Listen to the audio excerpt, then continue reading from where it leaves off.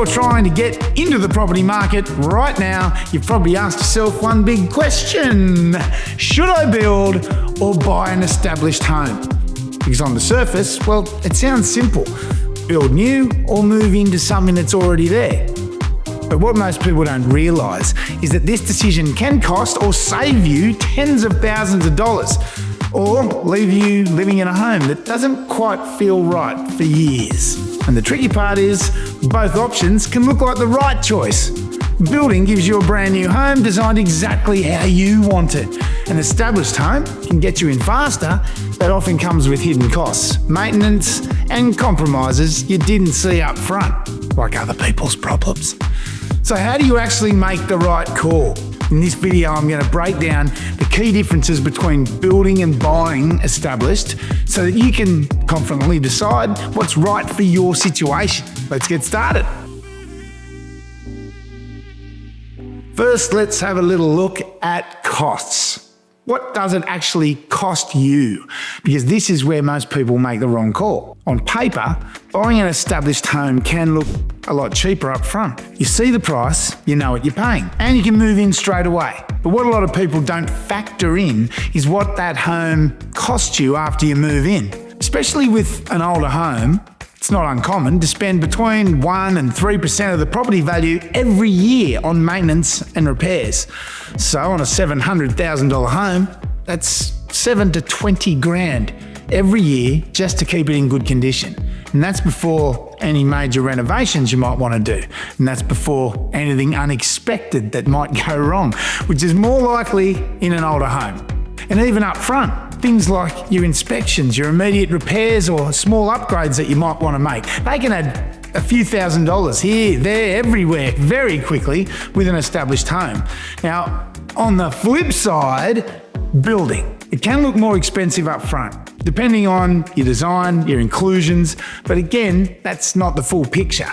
See, everything you get in a new home is brand new. So your maintenance is typically much lower early on, and your home is built to modern standards, which usually means better energy efficiency, lower running costs. You're also covered by builder warranties, so that if something does go wrong early on, it's unlikely to, but it does happen, your builder's going to typically fix it for you, saving you thousands in unexpected repair costs. And then there's stamp duty to look at. When you build, you're usually only paying stamp duty on the land, not the finished home. That'll save you tens of thousands of dollars right there. And if you're eligible, government incentives like the first home owner grant, well, they can give you a $10,000 boost when building or buying new. So when it comes to cost, it's not just about what you pay on day one. It's what that decision costs you over the next 5 to 10 years. Tell you what, why don't we take two homes and put them side by side? One is a brand new build. The other one is an established home. Both of them cost $750,000. On the established home, you've got to pay stamp duty, maintenance costs. You may need to renovate, and you don't get any builder's warranty on things that might go wrong at any time. On the new build, however, your stamp duty is way less because you've only paid that on the land you bought. You've got next to no maintenance costs for those first few years, and you're not doing a renovation because you have just picked out your dream home. By having a look at these two houses side by side, well, you're not just looking at that sticker price, you're looking at what the cost is to you over the next 5 to 10 years, and they can be very different. Now the cost, that's only one part of it. The next big factor to look at is how long it actually takes to get into your home. If you buy an established home, the process is relatively quick. Once you've found the right property and your offer is accepted, you're typically looking at a settlement period of around 30 to 90 days, and then you can move straight in. So on paper, it sounds pretty quick. But in reality, it often takes longer than people expect. You still need time to save your deposit, then actually find the right home. Not just the first one that you see, but the one that is right for you. And that can be hard to come by. Then you're competing with other buyers, putting in offers, hopefully being the one that gets accepted. There is nothing worse than turning up to an auction, 16 other people around you all want the same place. Oh no, now I'm going to pay overs. So that ticket price is probably inflated by 100 grand anyway, just because you had competition. And only after all of that do you go through settlement and then move in.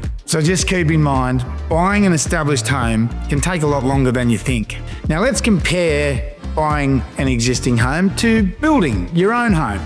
Building does take longer. Your decision process, your approvals, then there's construction. So the full timeline's usually quite a bit longer before you can move in.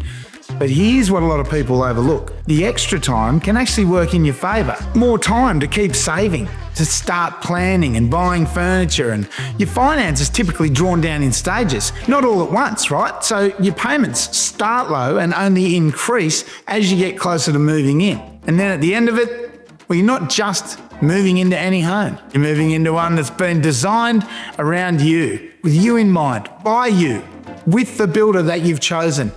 And it's done exactly the way you want it. So yes, building requires more patience, but for a lot of people, the process and the outcome is well worth it.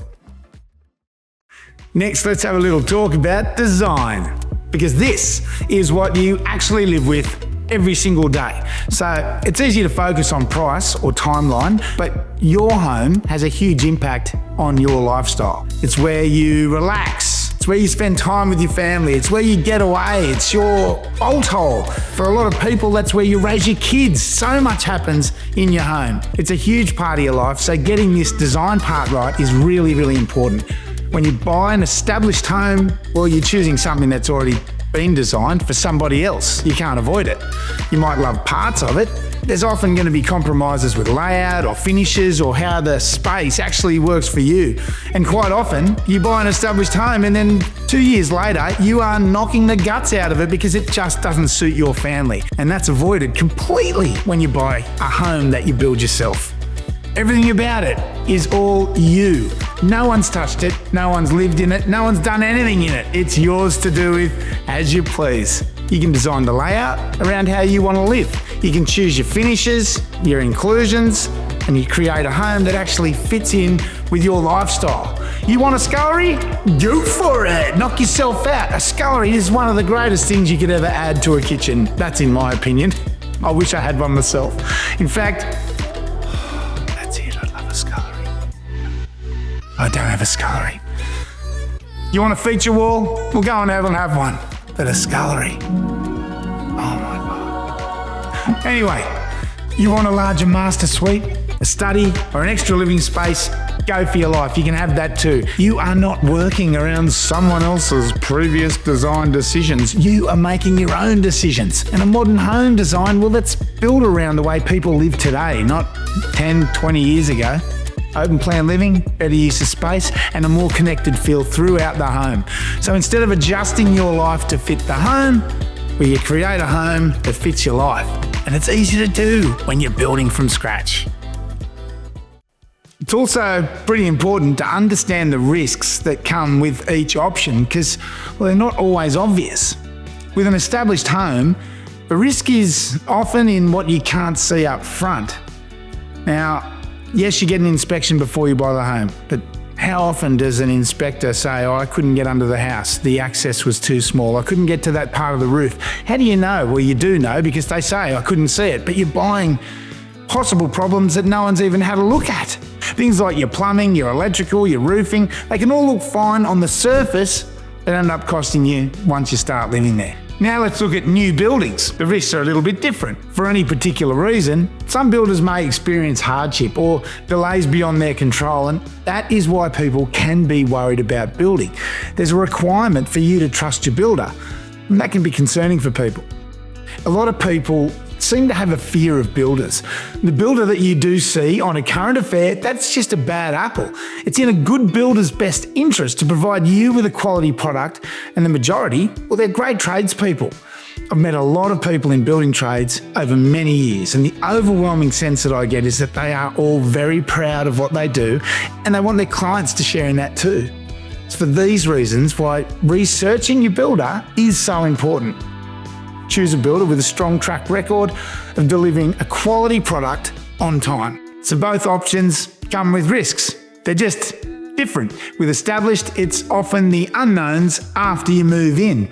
With building, it's more about the process and the timing before you get there. And for most people, it comes down to which type of risk they're more comfortable with. I know what I'd prefer. Finally, let's talk a little about location and lifestyle, because this is what your day-to-day life is actually going to look like. When you buy an established home, your first decision is where you want to live. A lot of people really like that. You're kind of buying a lifestyle first, whether you want to live near the beach, close to the city, or you just want to be near your friends and family. You're moving to a community that you know rather than moving into one that's still being created. If that's important to you, well, the risks and potential costs involved with buying someone else's old home, that might be worthwhile. Whereas when you build your own, you're choosing the home first, what you want to live in. But you don't have as much freedom to choose where you want to be, and that's just simply because established suburbs don't have the sites readily available for new builds. Now, with a new build, you're typically looking at a newer estate and a growing community. These areas are designed with modern living in mind. You'll often see newer homes, cleaner streetscapes, and more consistent feel across the neighbourhood.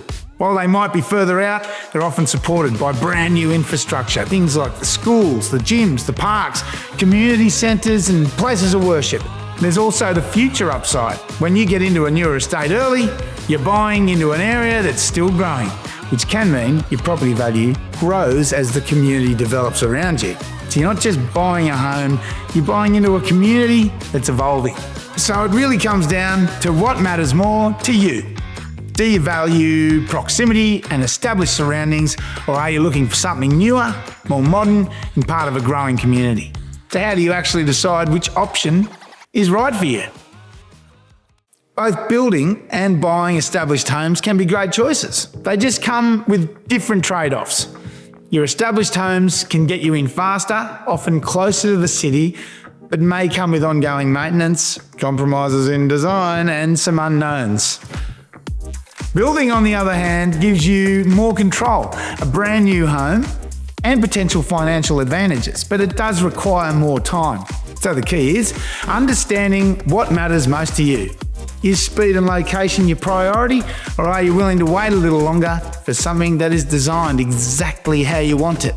It's also important to think about your budget, your lifestyle, and your long-term goals, not just where you are now, but where you want to be in the next 5 to 10 years. Because ultimately, there's no one-size-fits-all answer. Both options can be the right choice. It just depends on your situation, your timeline, and the lifestyle you're looking for. So if you're sitting at home and you're thinking, yeah, I might want to build my own home, why not check out the Team at Home group? You can go into a display home if you like. My jaw drops when I walk into them. They can look after you, they can show you what's possible, and you don't have to rush into anything. That's the beauty of it. You can make your own decision in your own time, and if you do build, well, you get something that is yours forever.